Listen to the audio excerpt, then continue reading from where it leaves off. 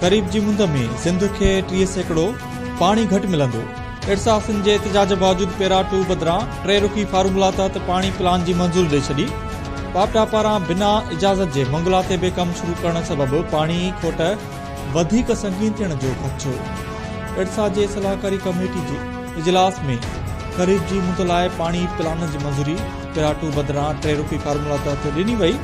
सिंध सख़्त एहतजाज कंदे पाणी विरछ पेराटू तहत करण जो मुतालबो कयो।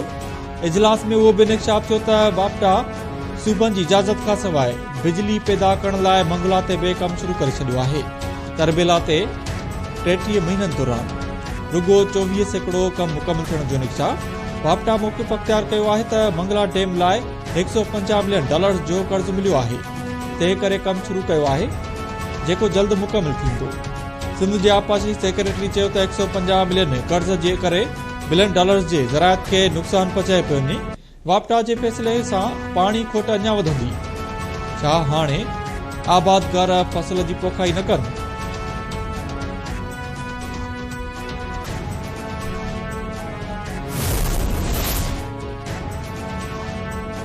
इस्लामाबाद हाई कोर्ट जे चीफ जस्टिस आमिर फारूक समेत 8 जजिस खे पाउडर सां भरियल ख़त मिलण वारे वाक़े जो केस CTD थाणे ते दाख़िल। केस हाई कोर्ट जे क्लर्क कदीर अहमद जी फरियाद ते दाख़िल कयो वियो। केस में दहशतगर्दी जा कलम बि शामिल। अदालत IG ऐं DIG इस्लामाबाद खे सॾाए केस दाख़िल करण जो हुकुम ॾिनो हो।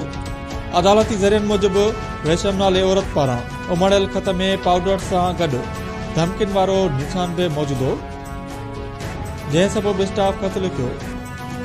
उन जूं अखियूं बि सड़ण शुरू थियूं। सेनेट जी चूंडुनि में पीपुल्स पार्टी सभ खां वधीक सीटूं माणे वरितियूं। सिंध में सेनेट जी 12 सीट्स मां 10 ते PP उम्मीदवार कामयाब। 1 जनरल सीट ते मुतहदा ऐं 1 ते आज़ाद उम्मीदवार कामयाबी माणी। जनरल सीट्स ते PP जो काज़िम शाह, मसरूर एहसन, अशरफ जतोई, दोस्त अली जेसर ऐं नदीम भुट्टो सेनेटर चूंडिजी विया। MQM जो आमिर चिश्ती ऐं आज़ाद उम्मीदवार फैसल वावडा बि जनरल सीट्स ते सोभरा। अक़लियती सीट ते PP जो पुंजमल टेक्नोक्रेट सीट्स ते बैरिस्टर ज़मीर गुमरो ऐं सरमद अली मैदान मारे वरितो। औरतुनि जी सीट ते PP जी रुबीना कायम खानी ऐं कुरतल मरी कामयाबी माणी। इस्लामाबाद में सेनेट लाइ टेक्नोक्रेट ते नून लीग जो इसाक डार ऐं जनरल सीट ते पीपुल्स पार्टी जो महमूदुल हसन सोबारो। पंजाब मां नून लीग जा मोहम्मद औरंगज़ेब, मुसद्दिक मलिक, अनुशा रहमान, बुशरा अंजुम ऐं खलील ताहिर सिंधु कामयाब। KP में मखसूस सीट्स वारो मामलो हल न थियण सबबि सेनेट जी 11 सीट्स ते चूंडूं मुलतवी कयूं वयूं। बलूचिस्तान में सेनेट जी 11 सीट्स ते समूरा उम्मीदवार बिना मुकाबले कामयाब थी चुका। खबर पवे तो मुख्य तो कौन चाहिए फैसल वाडा भी वोट ॾियणो आहे। फैसल वाडा अॻे में हुयो न सेनेटर, अॼु छो सुवाल इहो आहे। असांखे गाइडलाइंस मिली, उन में असांखे किथे बि न ॿुधायो वियो त फैसल वाडा खे असांखे वोट ॾियणो आहे। मूंखे ख़बर न आहे त सपोर्ट कयो असां त वोट ॾिनोसीं पार्टी जेको कैंडिडेट असांजा। फैसल वाडा सिंध लाइ छा कयो जो पाकिस्तान पीपल्स पार्टी खे सपोर्ट करण जे भई उहो लीडरशिप खे ख़बर। पीपल्स पार्टी सेनेट जी चूंड में आज़ाद उम्मीदवार फैसल वावडा जी हिमायत छो कई? हुकूमती धुर जा अक्सर MPS बे बेखबर। KT न्यूज़ सां ॻाल्हाईंदे कुझु PP MPS चयो त फैसल वावडा खे वोट ॾियण जो फ़ैसिलो पार्टी क़यादत कयो आहे ऐं कुझु मेंबर्स जो चवणो त खेनि उन मामले ते का बि ॼाण न आहे।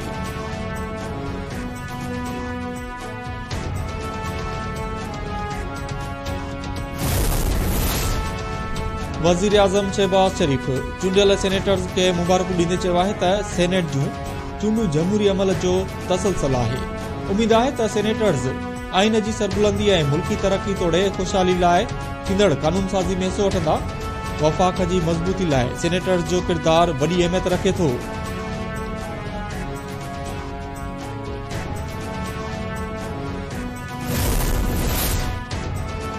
बुशरा बीबी खे बनीगाला में ज़हर ॾिनो वियो आहे। PTI बानी जो निक्षा 190 मिलियन पाउंड रिफरेंस जी ॿुधणी दौरान PTI बानी एहतसाब अदालत जे जज आॾो बयान ॾींदे चयो आहे त खेसि शक आहे त बुशरा बीबीअ खे ज़हर ॾिनो वियो आहे। उहा बि ख़बर आहे त उन पुठियां कंहिंजो हथ आहे। अदालत बुशरा बीबीअ जे मेडिकल चेकअप ऐं इंक्वायरी कराइण जो हुकुम ॾिनो। अदालत पारां PTI बानी खे बुशरा बीबीअ जे तिबी मुआइने लाइ दरख़्वास्त ॾियण जी हिदायत। अदालत में पेशी दौरान बुशरा बीबी भी मीडिया सां ॻाल्हाईंदे दावा कई आहे त शब मिराज ते संदसि खाधे में टॉयलेट क्लीनर जा 3 फड़ा मिलाया विया। उन खां पोइ खाधो ऐं पाणी कड़ो लॻे थो। अखियुनि ते सोज आहे, सीने ऐं मादे में बि तकलीफ़ थिए पई।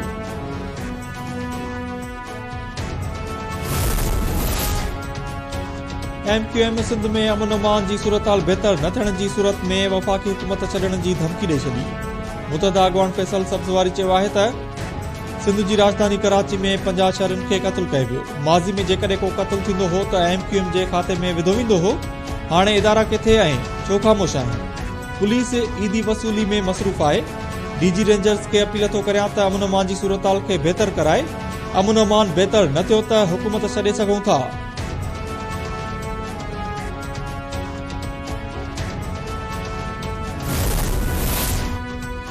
सिंध में अमन अमान जी सूरत-हाल अॻु बि एतिरी बहितर न हुई। निगरान हुकूमत जे 6 महीननि में हालतूं वधीक ख़राब थियूं। जल्द सूरत-हाल ते ज़ाब्तो आणे वठंदासीं।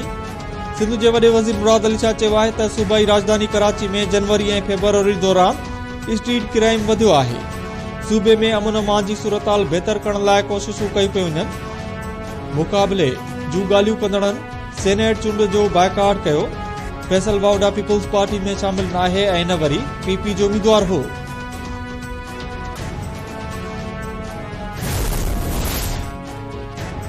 KP में मखसूस सीटुनि ते कामयाब करार ॾिनल MPS खे हलफ़ खणण न ॾींदासीं। अवाम असांखे मैंडेट ॾिनो आहे। आइनी हक़नि ते सौदेबाज़ी न कंदासीं, आख़िरी हद ताईं वेंदासीं।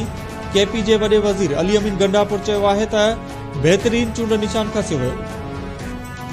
मखसूस सीटूं ॿियनि खे ॾिनियूं वयूं। हिकु ॾींहुं समूरो निज़ाम बेनकाब थींदो। नवम ऐं साइफर वाक़े ते अदालती कमीशन न जोड़ियो वियो। ॿुधायो वञे त 6 जजिस जे ख़त वारे मामले ते फुल कोर्ट छो न पियो जोड़ियो वञे।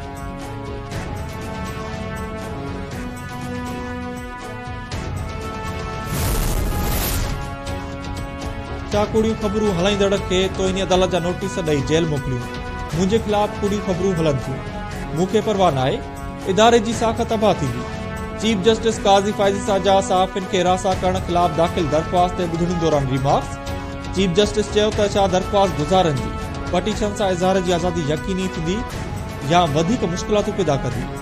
अहिड़ियूं ख़बरूं हलनि थियूं जंहिंजो को बि पुरपेर न आहे। छा असां सुबुह खां राति ताईं वज़ाहतूं ॾींदा रहंदासीं? असांजो न सही अलाह ताला जो ई ख़ौफ़ कयो। कॾहिं कॾहिं सच बि ॻाल्हायो।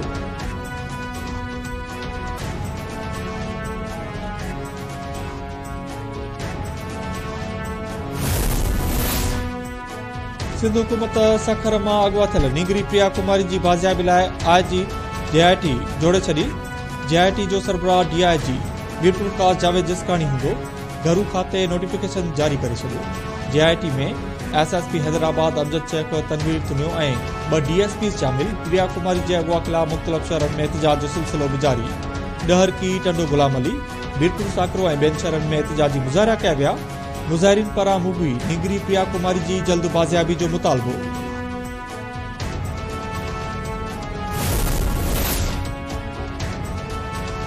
करमपुर वेझो जमालवार इलाइक़े में बिंदुरनि में जहिड़ो फायरिंग में हिकु ॼणो क़त्ल।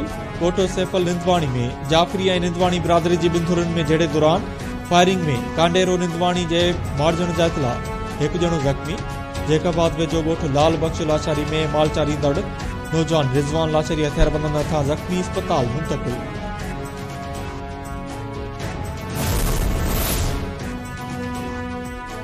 ईरान शामी शहर दमछट में सिफारतखाने ते थियल हमले जो प्लान वठण जो ऐलान करे छॾियो।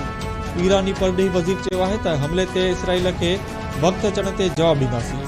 नतीजनि जो ज़िम्मेवार इसराइल हूंदो। इसराइली हमलो आलमी कानून ऐं वाना कन्वेंशन जी भञकड़ी आहे। गॾियल क़ौमूं ईरानी सिफारतखाने ते थियल हमले जी मज़म्मत कनि।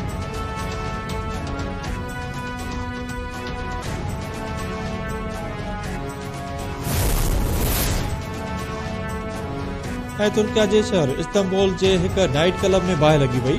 29 ॼणा सड़ी फोत 8 ज़ख़्मी थी पिया। तुर्क मीडिया मूजिब नाइट क्लब जे मरमती कम दौरान ओचितो बाहि लॻी वई, जंहिं जे नतीजे में बेसमेंट में मौजूद 29 फ़र्द सड़ी फोत थिया ऐं 8 ज़ख़्मी थी पिया। जन मां बि 7 ॼणनि जी हालत गणती जोगी ॿुधाई पई वञे।